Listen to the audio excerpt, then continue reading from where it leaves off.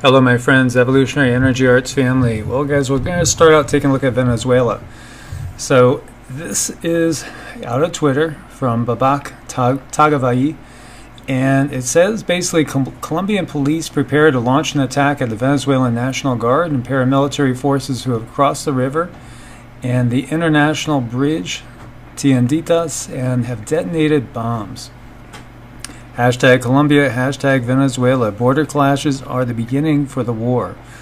So it definitely looks like things are escalating. We could see them escalating. We have Pompeo today saying the United States is going to take action in support of Venezuelan democracy.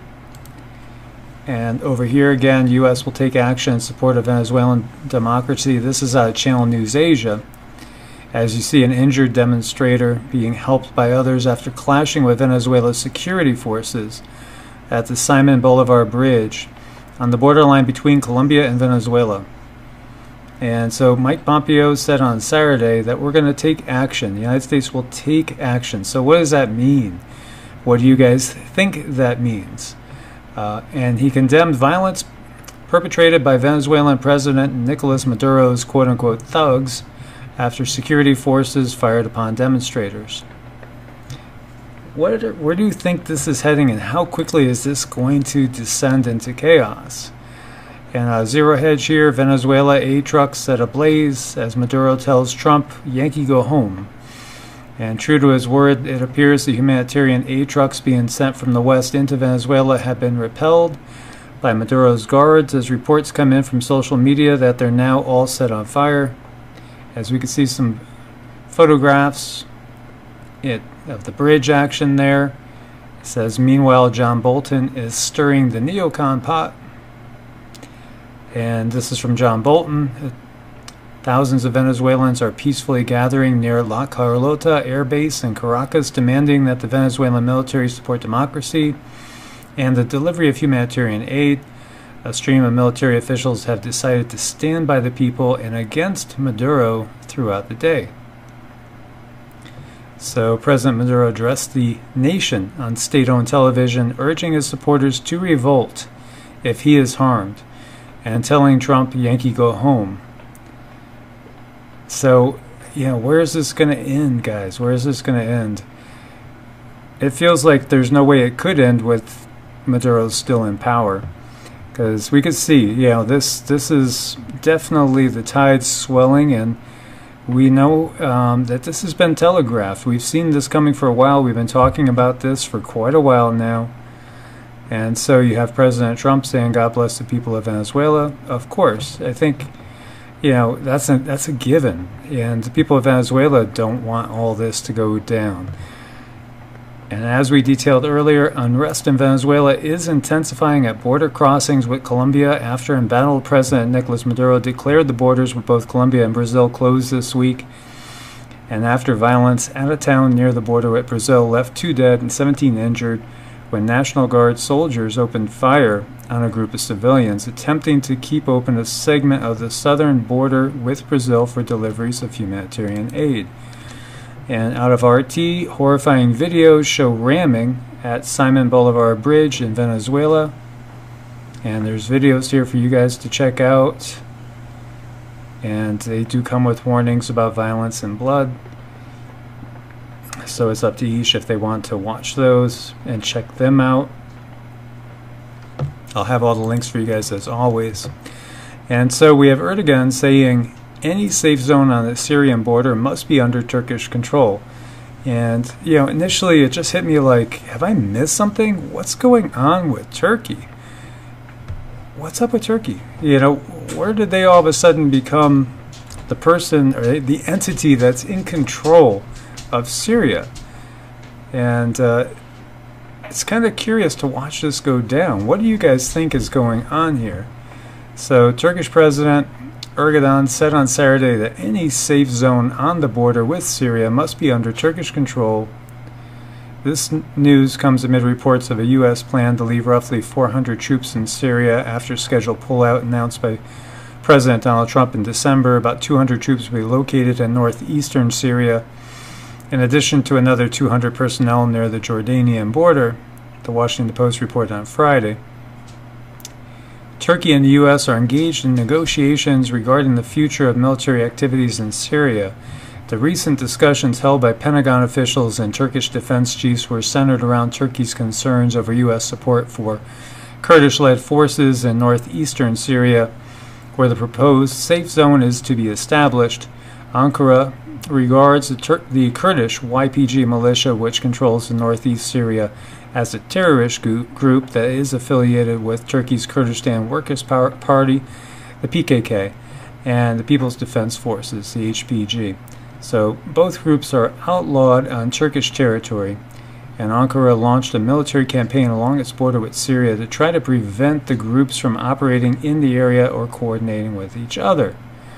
So earlier on Tuesday, Erdogan blasted Turkey's NATO allies over their support for the YPG, noting that Turkey has a 566-mile border with Syria that could be under threat at any moment. And so over here, actually, let's jump over. Okay, let me get rid of that one for you guys and jump over to Voltaire here. So the CIA is using Turkey to pressure China.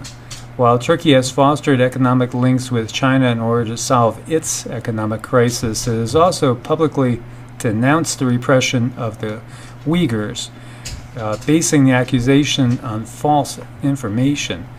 Beijing sent a very cold reply. Everything is happening now that Daesh has disappeared from Iraq and Syria, as if Ankara was once again running secret operations on behalf of the CIA, this time in Xinjiang.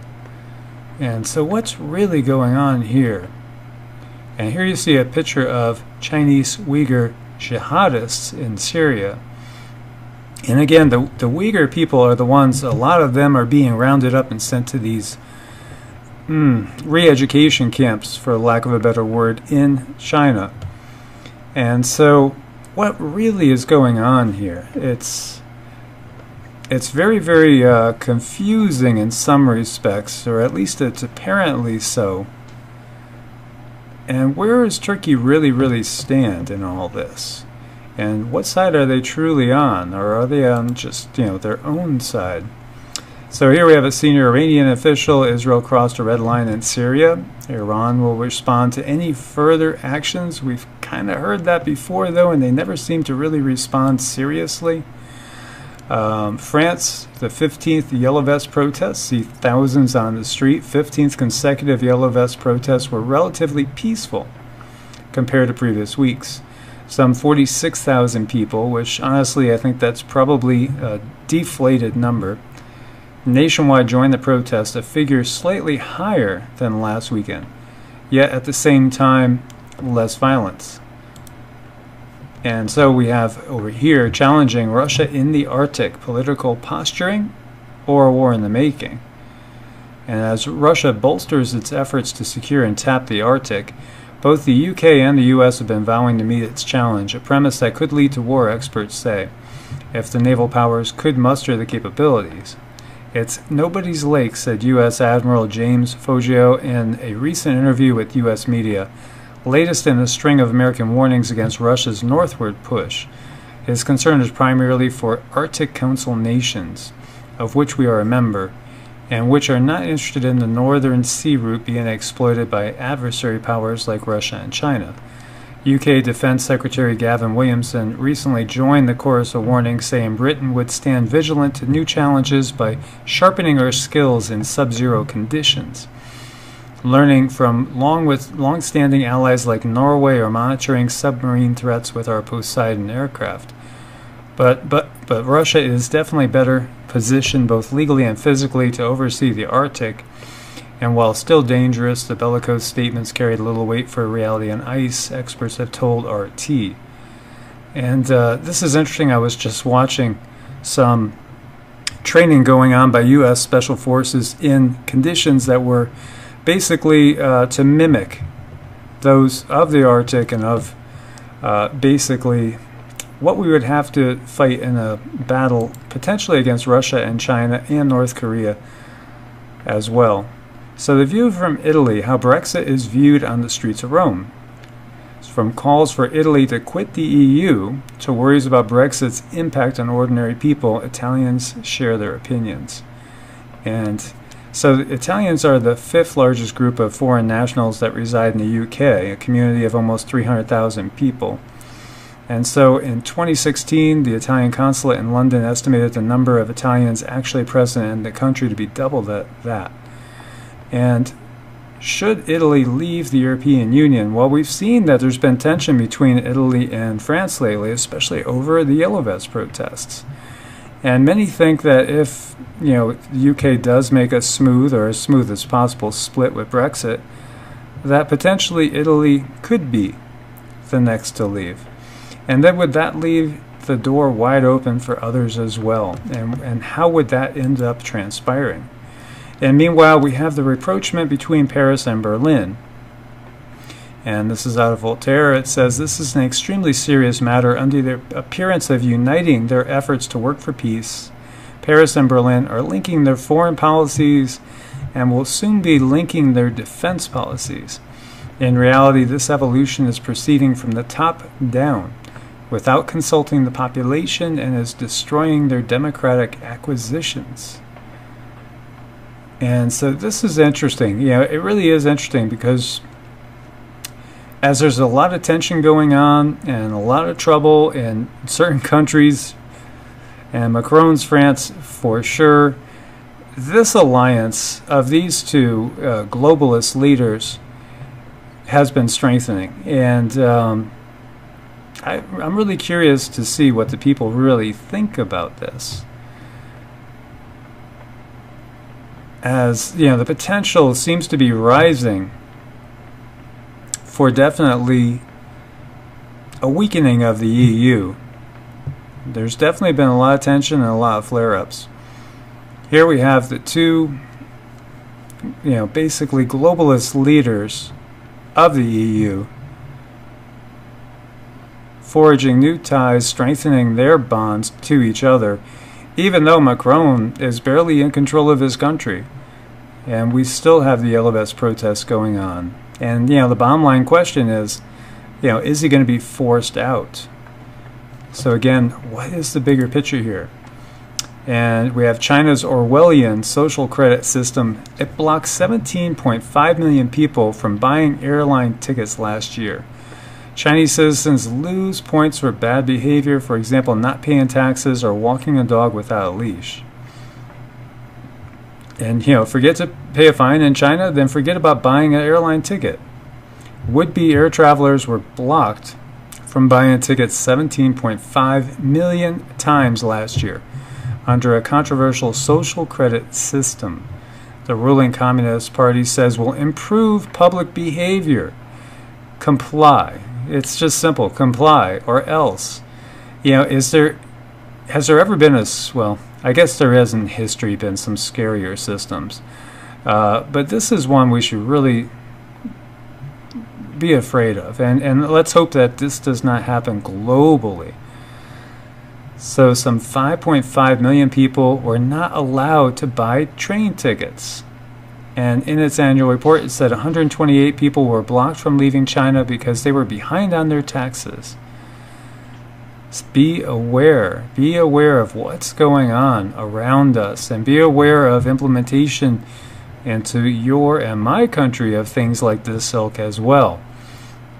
Very, very disconcerting as we see President for life here, Xi Jinping, next to Treasury Secretary Steve Mnuchin and U.S. Trade Representative Robert Lighthizer.